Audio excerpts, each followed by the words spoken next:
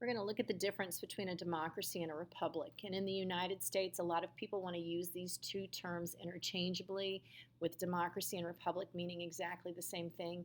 They do not. So I need for you to understand that we are not a democracy, we are a republic.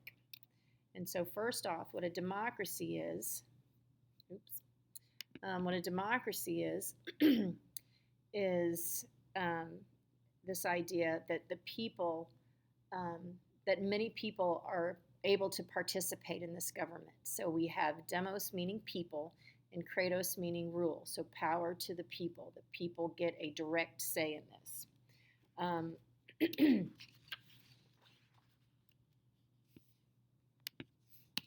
Sorry about that.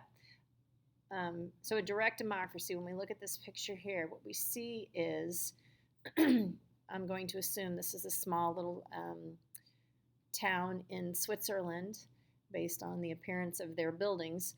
And so the people show up in town squares or town hall meetings, and everyone gets to directly vote on a particular issue.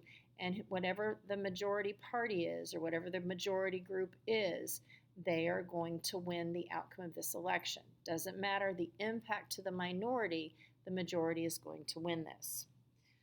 There are some advantages and disadvantages to direct democracy, but because the United States is so large, it is virtually impossible for us to have anything like this. Nothing would ever get decided. We have upwards of 350 million people who live in the United States. Imagine if we had to show up all the time to do this. Everyone, the only thing we would ever get accomplished anytime ever is to be discussing and debating and voting on local issues, state issues, federal issues.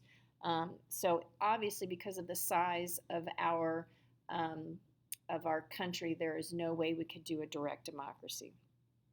And the other thing, like I said, this idea that, is the majority always right?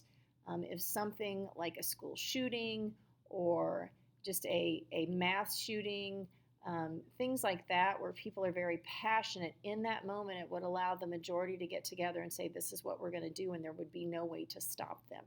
So direct democracies, everyone gets to participate, everyone votes on public policy issues, but it just does not make sense for something that we have here in the United States, if not only just because of the size, but there are other issues. Once again, people aren't interested, people are uninformed, we all have lives, and we just could not spend the time that it would take to research and debate and vote on every single public policy issue that we needed to in the United States.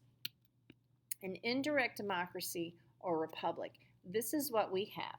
So in a republic, what we do is we elect officials, and then those officials make the laws that apply to everyone. And the people that you elect hopefully align with what you believe in, and they represent a certain number of people, and so that we have this nice discussion and debate, and hopefully when all is said and done, when they get done voting, the policies that they create are best for as many people as possible.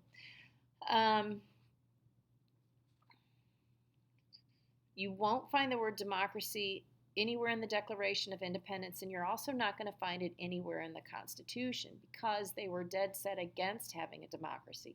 James Madison says that, they're ultimately lead to a cause of nations to crumble. So he definitely is against this.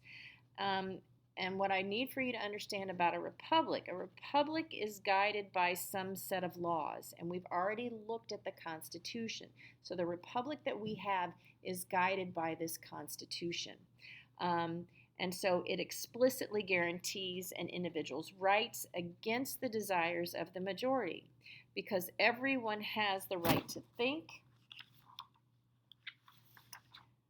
worship as we want, and vote any way that we want to. So we have this set of rules that protect the minority against the desires of this majority that eventually could go unchecked.